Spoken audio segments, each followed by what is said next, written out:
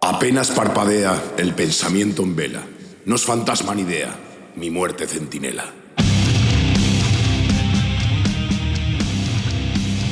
Esto y Les Fartures, con David Castañón.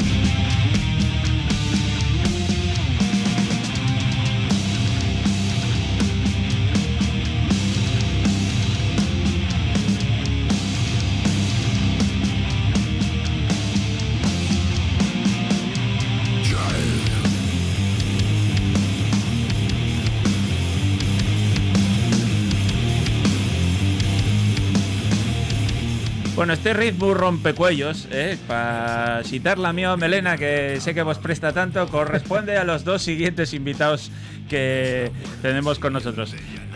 Lo bueno de tener amigos que tienen grupos de música, ya que, aunque sea un programa de fartures, pueden venir aquí y hablar también de fartures, porque a mí dame mucha fartura de felicidad tener a Caballo Moldavo conmigo.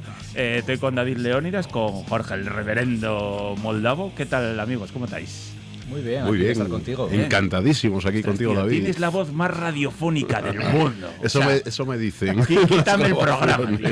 Yo que no me presta nada sentirla mi voz y siento la tuya y la introducción esta y impresionante.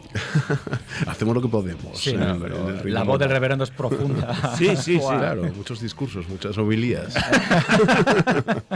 Bueno, a ver, esto no hay guión, ¿eh? Aquí esto sale por donde vosotros queréis. En algún momento igual os pregunto qué coméis y esas cosas y qué vos comen, pero vamos a empezar a hablar de qué lle Caballo Moldavo.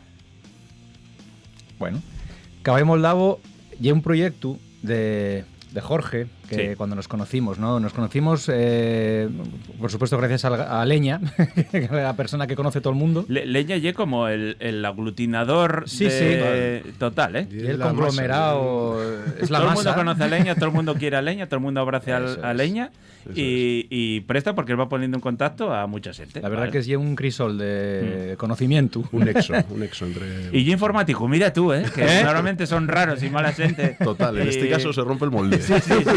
Y un informático que no parece informático. Eso, porque gusta ahí mucho de otras cosas también, entonces claro.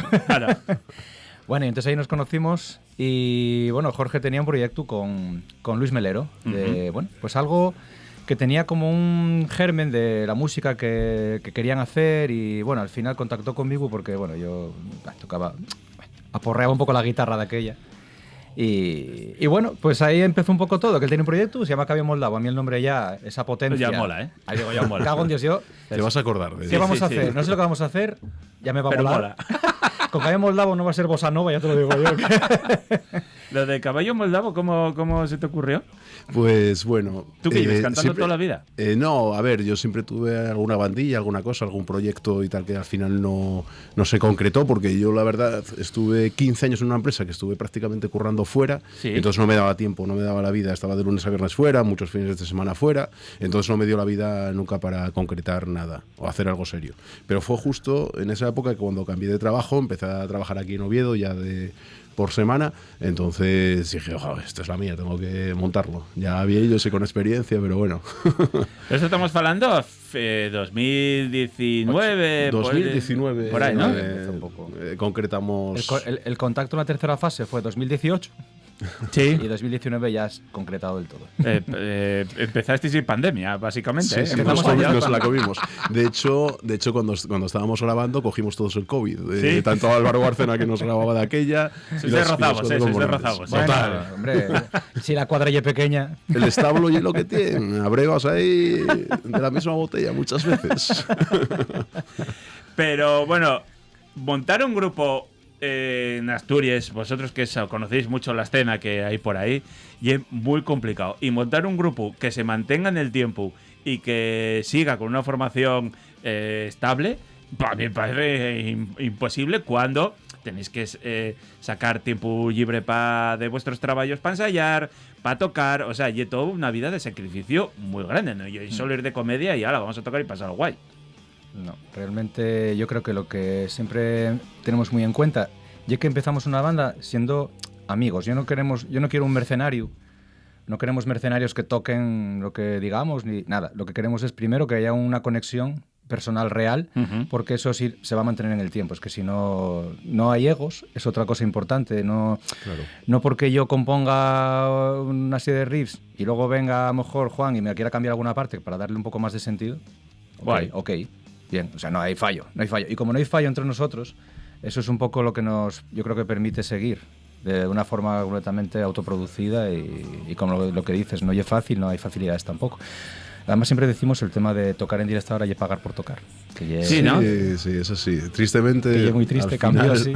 Tienes que... ¿Cómo y eso? Contáislo, porque hay algo que la gente no sabe. La gente al final responde, pero bueno, tú cuando contratas una sala, máxime cuando tienes que irte a otro sitio, nosotros el año pasado tocamos, por ejemplo, Santiago de Compostela, estaban todo carísimo, aparte ya del viaje, el alojamiento, manutención, etcétera. Entonces, y encima tienes que pagar la sala.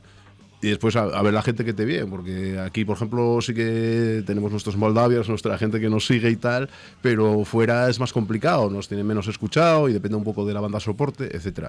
Entonces, bueno, un poco el tema es que hay muy pocas facilidades para bandas underground, como somos nosotros, un montón de grupos aquí en Asturias, para buscártela. Igual de grupos que vienen de fuera que nos comentan lo mismo.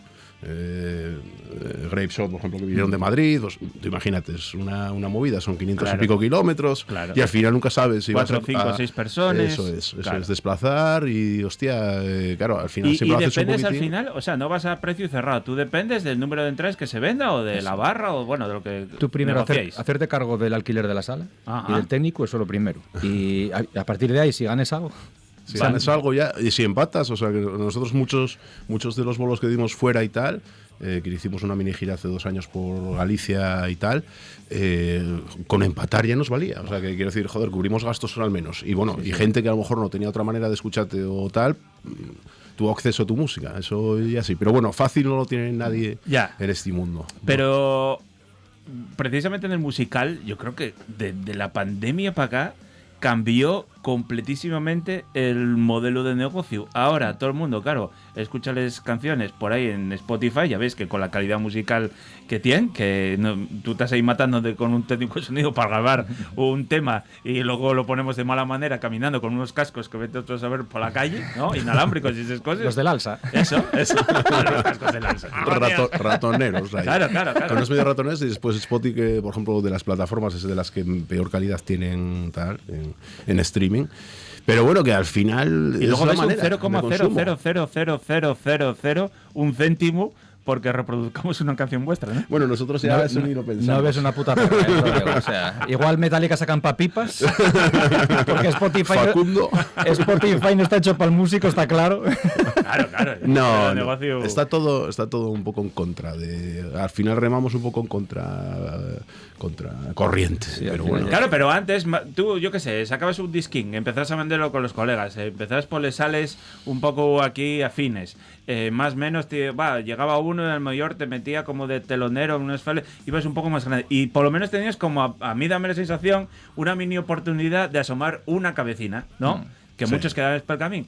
Pero ahora me parece mucho más complicado. Sí, no oye por hundiros en la miseria. No, se complicó y después de la pandemia eso que dices tú, que salimos todos como cosacos ahí, tal. Salieron todos los grupos a tocar, la gente tenía necesidad de concierto y hubo una sobresaturación quizás de conciertos. Nosotros, no nos quedó más remedio porque nosotros teníamos planteadas fechas ya justo en pandemia que tuvimos que posponer, que después fueron saliendo, pero claro, nosotros necesitábamos baquetearnos en directo, que era el rollo nuestro, o sea, una banda de directo. Claro, ya es lo que os iba a preguntar. Vosotros, está muy guay, grabáis. Yo, de hecho, lo que estamos hablando del EP al disco que acabáis de que lo tenemos aquí en cámara, ¿cómo se titula? Para que la gente lo compre. Marcados. Vale, y vamos a hablar luego de él.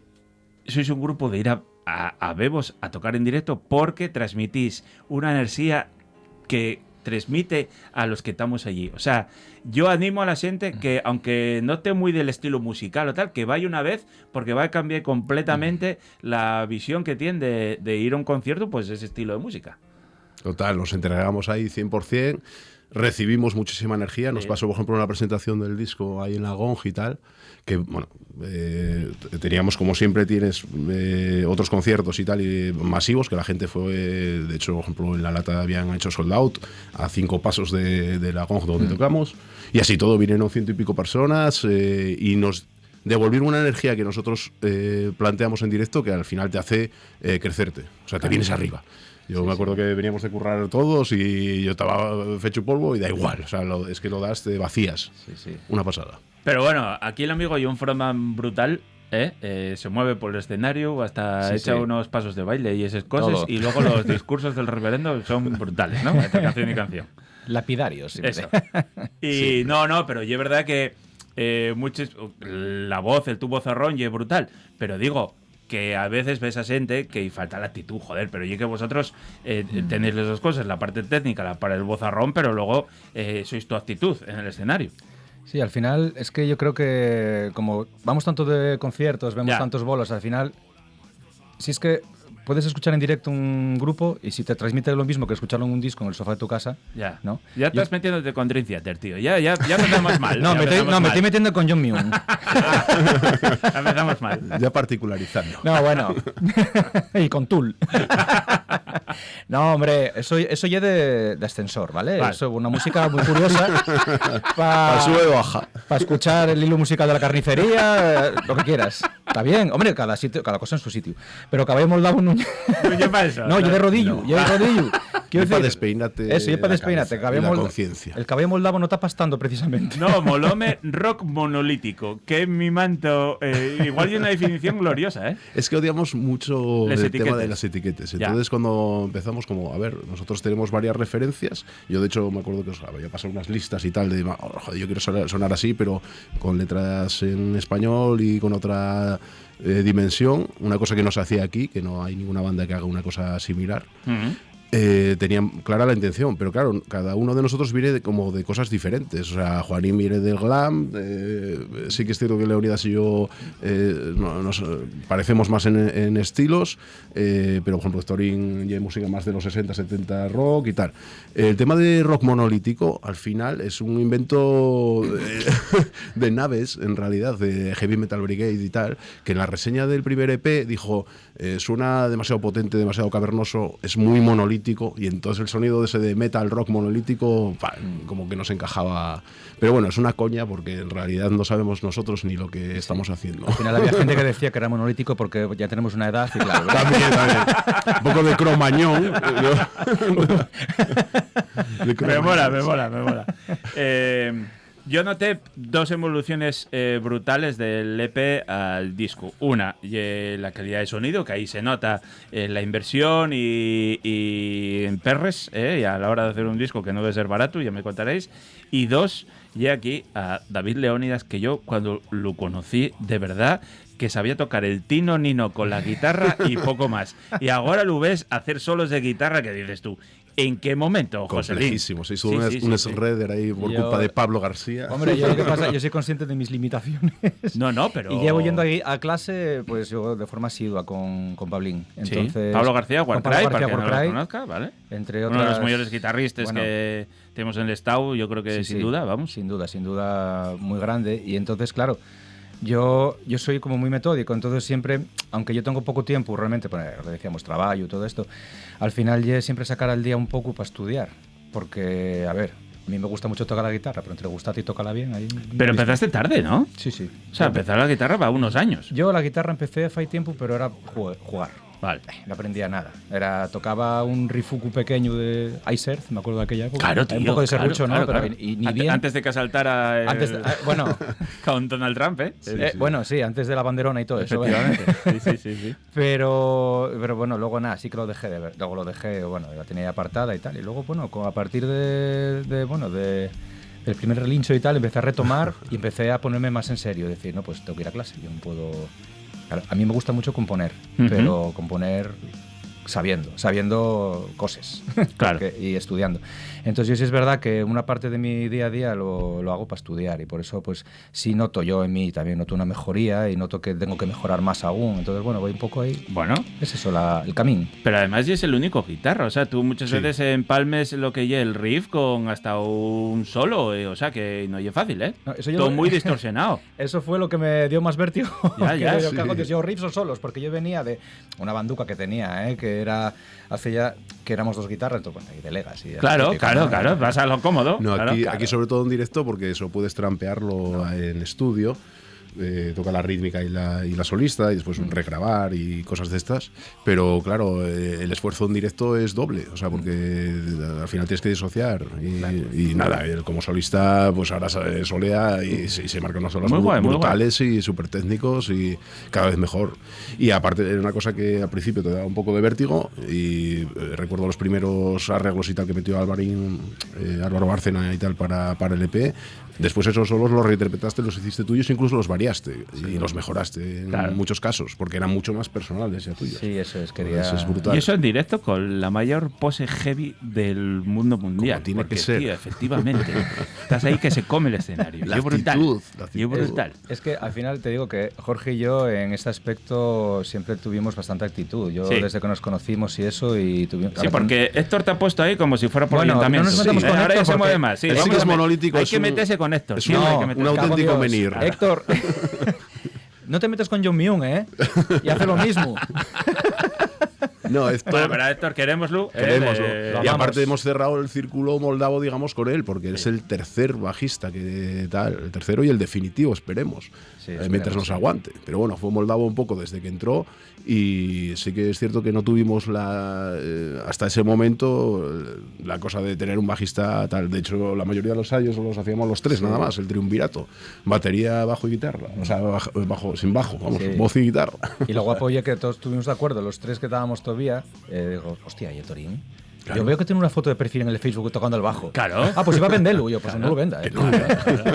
No, bueno, y es verdad que al principio estaba más tieso, pero otro que se soltó muchísimo. Muchísimo, hombre, pero al final yo creo que es el rodaje, porque yo, aunque veas que me muevo, yo a mí mismo me notaba tieso al principio. Ya, claro. Bueno, no, normal. Y siempre esa anécdota de que Jorge me llevó de paseo en el debut, porque yo estaba atacado. 1 hora y pico. Y yo, joder, si lo das todo, me cago en eso los ensayos. Estoy yo lo mismo, y un ensayo. Pero con público, fuera. Pero y ese rollo ahí de repente, a mí no me gusta mucho ser como el foco. No me mola mucho, Para hacer el mongolo sí. Pero ponerme serio. Fuera de muchos coñes, y es verdad que sois un grupo abrumador en directo, pero también sois un grupo de lletres muy cuidáis. Y ahí tenéis un pozo intelectual en les lletres que está muy curra, incluso con influencias literarias. Y es verdad que, no sé, un canto moñas al amor no lo veo en tamaño moldavo, pero sí que hay denuncia social, hay rabia, hay intentar cambiarles cosas, hay referencias literarias importantes. Contadme un poco cómo va todo eso. Eso toca a ti más, ¿no? Eso tocaba a mí, porque bueno, sí, desde el principio siempre me hice cargo de las letras. Yo, de hecho, hay muchas cosas que tenía, por ejemplo, el Pantano del primer EP, que no aparece en este, ya tenía escritas de antes. Y yo sí que me gusta jugar no siendo totalmente transparente, y la letra puede hablar de una cosa y de repente contar otra. Por ejemplo, Misa Negra no trata sobre... De hecho, nosotros ninguno somos religiosos. Yo no creo en Dios, tampoco creo en Satán. O sea, y una cosa que, por ejemplo, va sobre la heroína y las muertes. Entonces, bueno, la gente que a lo mejor no profundice mucho en la letra dice, hostia, que esta gente tan satánica, tal, no tiene nada que ver. El Pantano, por ejemplo, habla sobre la muerte de un familiar mío. O sea, hablo metafóricamente de cosas y tal, y me gusta jugar con eso, y después jugar con literatura, como Octavio Paz aparece en esta, Lovecraft, después está El Cuervo de Edgar Allan Poe. No sé, siempre me gusta jugar un poco con todo, pero sin que sea evidente prácticamente todo lo que digo. Claro, todo eso fai casi un universo único, ¿no? Porque muchas veces vais desde lo gótico a un sonido casi hasta mucho más de garaje, el sludge metal, o como se llaman esas cosas, garaje metal. O sea, pero lo que me prestó que decís antes es que sois inclasificables porque pasáis por partes más doom, más góticas, más tal, a partes infinitamente más agresivas. Incluso y la letra además va acorde con la música muchas veces. Claro. Sí, buscamos que la temática, que el estilo vaya con la temática casi al final. Si el tema se llama El Pantano, no puede ser punky. Ya, tío, ya. Para que ya entren ganas de compraros el disco, ¿dónde se compra esta cosa? Lo tenéis en la página web de Ataque 360. Ataque 360. Ataque Producciones. Y si no, directamente podéis escribirnos al caballomoldavo@gmail.com y ahí os lo mandamos a Pernambuco, a donde haga falta. Ya estoy viendo yo la persona encargada de dar de paso los nombres en Gmail y decir caballo moldavo. Sí, ya estábamos sospechosos ahí, habituales. ¿Este tráfico? Bueno, aunque no lo parezca, estoy en un programa de fartures. Y vosotros sois dos buenos fartones. Para empezar, nos conocimos en el Lúpulo Feroz. Esto todo hay que decirlo, ¿no? Aunque solo hay Kikos ahí, ¿eh? Efectivamente, solo hay Kikos. Bueno, pero el concurso de tortillas. Andresín nos da bien de fartucar, ¿eh? El concurso de tortillas todos los años, que eso también está... Ya, eso tiene que volver. Tiene que volver. Yo participé ahí uno, no gané, pero bueno. Ahí tuviste tú de jurado. Efectivamente. No ganaste, no montaste a Bondo, Jorge. Eso es. Ahí tuviste de para la jurado. próxima ya lo tengo. La mi mujer también tuvo con tu de jurado y tiene un vietnam ahí metido en la cabeza porque casi la palma. Sí, igual eran 35 y luego hostia, muchas tortillas había ahí. Y luego llegó algunos tortillas con callos, tortillas con cabrito, era cada cual más bestia. O sea que, tortillas prog. Sí. No, pero yo fui luego a concursos profesionales y siempre lo digo, había menos niveles. Ahí la gente se lo ocurra mucho. ¿Vosotros qué? ¿Sois de ir por ahí de restaurantes a fartucar o no? Hombre, todo lo que nos dejan. Todo lo que nos dejan, sí. De hecho, nosotros empezamos, un poco con la comedia, tal, a hacer comidas moldavas, cenas moldavas, los terceros tiempos que llevamos nosotros después del ensayo. Cenas moldavas. A ver, gastábamos también más en priva que en comida, en realidad. Pero bueno. Pero la siempre comida es importante. Y sobre todo cuando salimos por ahí en Santiago, me acuerdo tal que tuvimos en un sitio que era unos largueros y tal, y pulpo para arriba, no sé qué, rayo, su puta madre. Y, pero fartucones. O sea, no os veo yo de ir a sitios de estos de casigalines, estrellas Michelin, eso no es lo vuestro, ¿no? No, Michelin ya para otro lado, no para la estrella. Efectivamente. Michelin, vale. Donde tiene que colar. Tiene que ir el Michelin. ¿Contrataronte ya para salir en alguna temporada de Vikings o alguna movida de estos? ¿A mí? ¿Por qué? ¿Por mi manera de comer? Bueno, por todo, y por la barbona y por les poses. Les poses. Eso. No, todavía no. Todavía no, Pero ¿no? una de visigodo sí me tenían llamado. Hicieron un llamacuelga. Llamacuelga. Bueno, el caso, Caballo en Moldavo, dir a velos en directo, vais a agradecérmelo. Igual ye uno de los grupos asturianos que más tocáis en directo. Podéis ser vosotros, los berrones y poco más. Y antes los Panties Party. También. Prestaba que fuerais teloneros un día en un concierto de los berrones. Ibais a ser aquello como un hermo, muy guapo. Nosotros encantados. Buah. Bueno, muchas gracias por venir, préstame mucho. Gracias placer, por Luis. seguir ahí currando, que tiene mucho mérito. Y a mí préstame transmitir todo el trabajo siempre que hay detrás de las cosas, aunque tenemos de comedia, que se vea que sois muy trabajadores y que hacéis las cosas con mucha pasión, que en la sociedad en la que vivimos es necesaria mucha más gente como vosotros. Un abrazo fuerte. Igualmente, un placer estar aquí. Placer, David. Gracias.